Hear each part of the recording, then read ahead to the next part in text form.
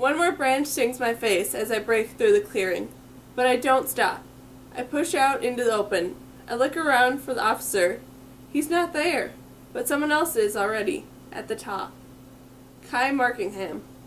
To my surprise, we are alone, on the top of the hill. No officer, no other hikers. Kai's more relaxed than I have ever seen him, leaning back on his elbows with his face tipped towards the sun and his eyes closed. He looks different and unguarded. Looking at him, I realize that his eyes were, as I noticed, the most distant he keeps. Because when he hears me, he opens them and looks at me. It almost happens. I almost catch a glimpse of something real before I see again what he wants me to see.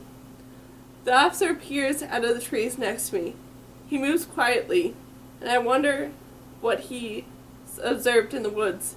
Did he see me?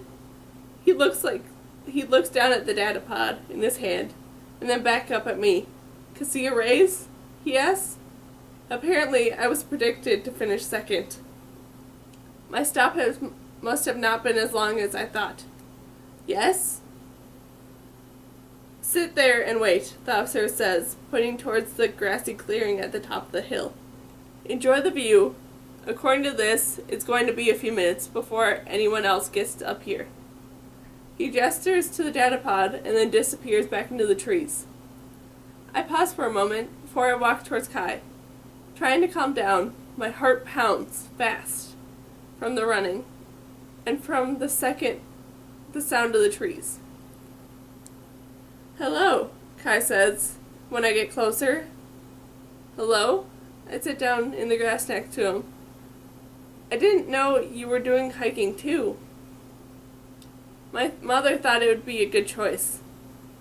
I noticed how easily he used the word mother to describe his aunt, Aida. I think about how he slips into the life here. How he became who everyone expects him to be in Maple Tree Rot. Despite being new and different, he did not stand out for long. In fact, I've never seen him finish first in anything before. I speak before I think. "You beat us all today," I say, as if the fact weren't obvious. "Yes," he says, looking at me. "Exactly as predicted. I grew up in the Outer Providences, and I have the most experience with activities like this." He speaks formally and as if redirected data, but I notice the sheer of sweat across his face, and the way he was stretching his legs out in front of him looks familiar. Kai's been running too. He must be fast. Do they have trackers in the Outer Providences? If not, what did he do the running out there? Were there also things he had to run from? Before I could stop myself, I asked Kai something I should not have asked. "What happened to your mother?" His eyes flashed to me, surprised. He knows I don't mean Aida, and I know that no one else has ever asked him that question.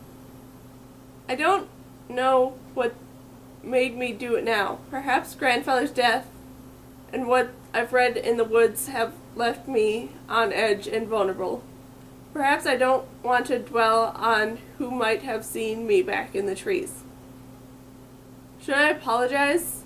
I should apologize. But I don't know, and I don't not think because I feel like being mean. It's because I think he might want to tell me. But I'm mistaken. You shouldn't have asked me that question, he says. He doesn't look at me, so all I can see is one side of him. His profile. His dark hair wet with the mist and water that fell from the trees as he passed through them. He smells like forest, and I lift my hand to my face and smile to them. to see if I do too. It might be my imagination, but it seems to me that my fingers smell like ink and paper. Kai's right. I know better than to ask questions like that. But then he asked me something I think he shouldn't have asked. Who did you lose? What did he mean? I can tell he's simply looking at me now. His eyes are still blue. The sun feels hot on the back of my neck and the top of my hair. I close my eyes the way Kai did earlier and tip my head back so that I could feel the heat on the eyelids across the bridge of my nose. Neither of us say anything.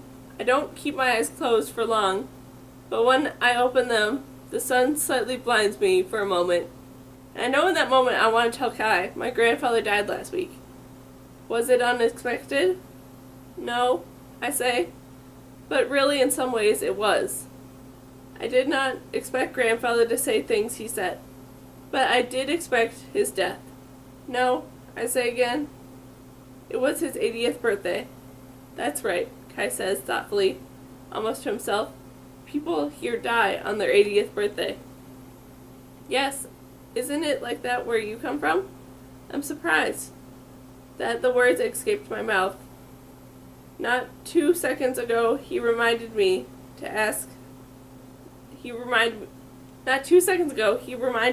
to ask about his past. This time, though, he answered me. 80 is harder to achieve, he says. And I hope that the surprise doesn't show on my face. Are there different death ages in different places? People call and feet churn from the edge of the forest. The officer steps out from the branches again and asks people their names as they break the clearing. I shift my position and stand up, and I swear I hear the clink of my compact pocket clink against my tablet container. Kai turns and looks at me, and I hold my breath. I wonder if he can tell that there are words in my head, words that I'm struggling to remember and memorize. Because I know I can never open the paper again. I have to get rid of it. Sitting here next to Kai, drinking the sun on my skin, my mind is clear. And I let myself what the sound of the woods meant earlier. The sharp, stick snapping sound. Someone saw me.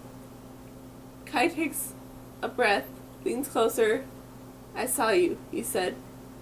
His voice soft, deep, like water falling in the distance. He is careful with his words, speaking them so they can't be overheard in the woods. Then, for the first time I can remember, he touches me. His hands on my arm, fast, hot, and gone before I know it. You have to be careful now. Some things like that. I know. I want to touch him back. Put my hands on his arm too, but I don't. I'm destroying it. His face stays calm, but I hear the urgency in his tone. Can you do it without getting caught? I think so. I could help you. He glances over at the officer as he says this casually, and I realize something I haven't noticed until now, because he's so good at hiding it. Kai's always acted as though someone watches him, and apparently he watches back. How did you beat me to the top? I asked suddenly. You saw me in the woods. Kai looked surprised and questioned. I ran too, I said. I must be faster, he says, and for a moment I see a hint of teasing, and I almost smile. But it's gone. He's serious, again, urgent. Do you want me to help you? No, I can do it.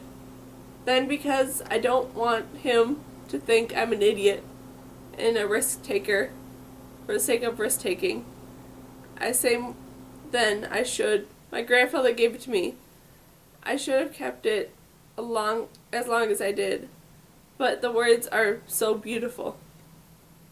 Can you remember them without it? For now, I have the mind of a shooter after all, but I know I won't be able to keep it forever. And you want to? He thinks I'm stupid. They're so beautiful, I repeat lamely. The officer calls out, more people come through the trees. Someone calls to Kai, someone calls to me. We separate. Say goodbye, walk different places on top of the little hill. Everyone looks onto the distance at something. Kai and his friends face the dome to City Hall, talking about something. The officers look to the hill, and the group I stand with gazes off towards the Abrogium's meal hall, chatting about lunch and getting back to second school. Whether or not the air trains will be on time, someone laughs because the air trains are always on time. A line from the poem comes to my mind. They're on the sad high. I tilt my head back and look at the sun through my closed eyelids. It is stronger than I am. It burns red against the black. The question in my mind seems to be making a humming sound, like the bugs did in the woods earlier. What happened to you in the outer provinces? What infraction did your father commit to make you an aberration? Do you think I'm crazy for wanting to keep the poems? What is it that your voice that makes you want to hear me speak? Are you supposed to be my match? Later I realized one of the questions didn't even cross my mind. The most urgent one of all. Will you keep my secret?